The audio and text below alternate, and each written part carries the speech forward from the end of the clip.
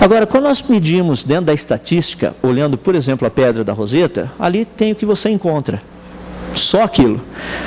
Ou seja, quando nós tratamos da estatística, nós associamos apenas sinal transmitido e sinal recebido. A quantidade de sinais apenas. Nós não estamos tratando nada mais do que isso.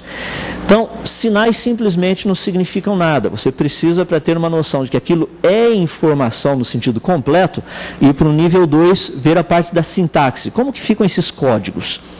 Por meio de comparações, foi possível descobrir que esses hieróglifos não eram apenas símbolos ornamentais, mas sim palavras, formando frases.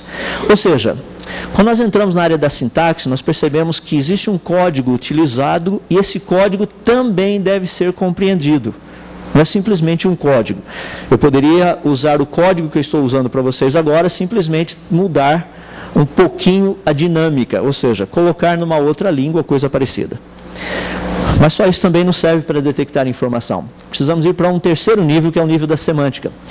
Champollion foi praticamente quem conseguiu decifrar a Pedra da Roseta. E ele percebeu, estudando, porque o grego ele conhecia, ele apenas estudou as outras duas e percebeu que eram a mesma coisa. Ele viu que o conteúdo era apenas uma homenagem feita ao rei Ptolomeu, feita pelos sacerdotes de Mênfis por volta mais ou menos do ano 196 a.C.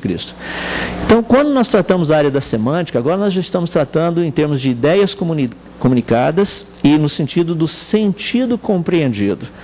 Agora a história é um pouquinho diferente, porque agora eu sei o que está ali dentro. Mas a informação não para aí. Nós vamos para um quarto nível, que é a parte da pragmática.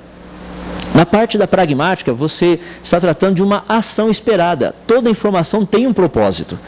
Por que vocês estão aqui me ouvindo? E por que eu estou aqui falando? Eu estou passando informação. Existe um interesse mútuo das duas partes. Essa é a parte da pragmática.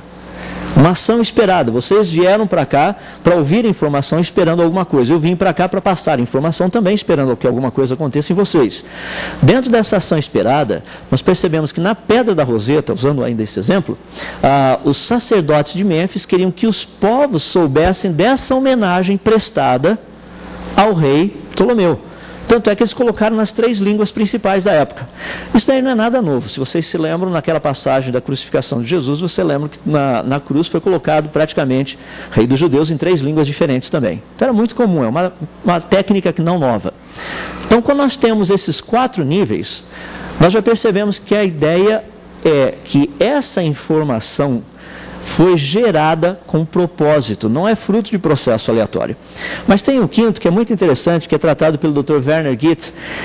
Dr. Werner Gitt é um matemático alemão que tem desenvolvido muito trabalho voltado para essa área da informação. E ele trata da questão da apobética.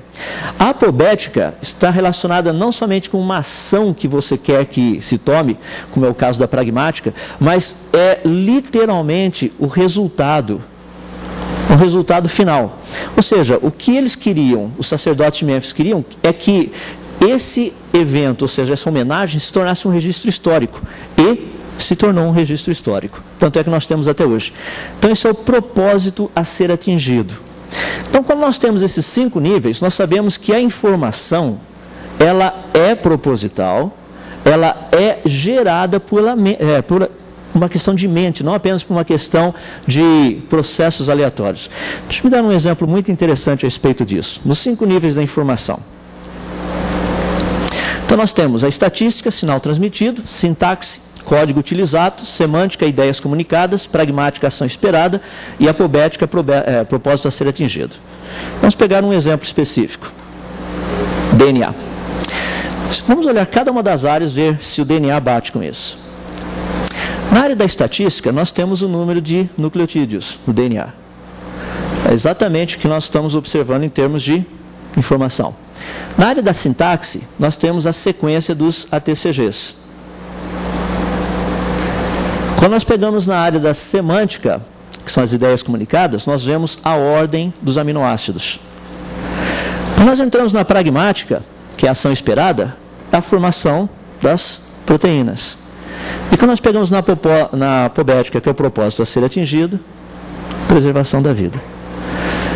É interessante que o código genético, ele obedece a 5 bases fundamentais para ser informação produzida com propósito. Ou seja, não foi simplesmente algo aleatório, foi produzido. Então, na nossa querida equação da vida, nós temos vida, nós temos matéria e a parte mais importante no meio, informação. Porque para a matéria se transformar em vida, você precisa de informação. Sem isso não acontece.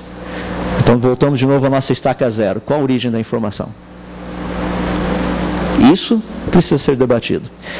E é interessante, só para exemplificar algo específico, 2 exemplos de formações rochosas. Obviamente, as duas não poderiam ser consideradas como causas naturais.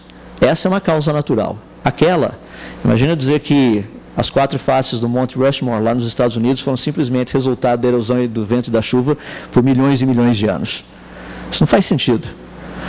Durante milhões e milhões de anos, o vento simplesmente foi esculpindo a face de 4 presidentes americanos. Ou seja, nós sabemos que existem coisas que são produzidas por causas naturais e outras por causas inteligentes. Algo que é muito interessante a respeito disso, e esse tem sido algo que tem sido bem discutido e debatido, é a querida salmonela. Porque a salmonela trata especificamente dessas questões relacionadas de uma forma muito específica com esse pequeno motor. Esse pequeno motorzinho formado por várias partes, praticamente formado com 40 proteínas. É impressionante porque ele tem uma ordem de montagem específica, tem uma sequência bem determinada. Se uma das partes não estiver presente, o motor não se forma, ele dissolve. Você precisa ter as peças certas na ordem certa. Daí a pergunta que nós temos a respeito desse pequeno motor da salmonela é a seguinte: qual parte do motor teria surgido primeiro? Porque um processo evolutivo você teria que começar com algo simples e ir evoluindo. Então teríamos começado primeiro com um eixo, mas qual a função do eixo sem o resto? O eixo por si só não faz sentido. Ele precisaria do resto para ter sentido. O eixo por si só, se ele aparecesse, seria eliminado pela seleção estabilizadora, porque ele não tinha propósito nenhum. Então você precisa de vários elementos para montar esse mecanismo todo. Ou seja, em última análise, o motor da salmonela ele teria que ter aparecido completo e pronto. Não daria para ter evoluído. Acho interessante a respeito disso, porque estudando um pouquinho o livro de Darwin, vocês estão vendo toda a formação desse pequeno motorzinho aí, como é que ele funciona. Eu vou deixar, se deixar vocês vão ver o flagelo inteirinho sendo formado. Mas acho interessante que no livro de Darwin, ele disse o seguinte: se pudesse ser demonstrada a existência de qualquer órgão complexo, o qual não pudesse ter sido formado por meio de numerosas, sucessivas, pequenas modificações, minha teoria se tornaria inútil. E se tornou. Um pequeno motorzinho chamado motor da salmonela, motor proteico. Darwin sabia dos problemas com a teoria, era só uma questão de aparecer as evidências. À medida que as evidências foram aparecendo, nós pudemos perceber o significado da teoria dele. Para aqueles que quiserem ver, na publicação original de Darwin está na página 166, onde ele falou isso. Então é muito interessante quando nós estudamos essa questão do design inteligente. Eu fico assim impressionado, eu não sei quantos de vocês têm lido o material que tem surgido por aí. O último livro do Richard Dawkins é Deus um Delírio. Não sei quantos já leram também, saiu um outro livro chamado Delírio de Dawkins. Foi muito interessante porque é um livro que faz o contraponto daquilo que Dawkins propôs, mas Richard Dawkins tem sido um dos que mais tem falado a respeito que esse design que existe na natureza não tem nada a ver com planejamento. Ele disse o seguinte: a biologia é o estudo de coisas complicadas que dão a impressão de terem sido planejadas para um propósito.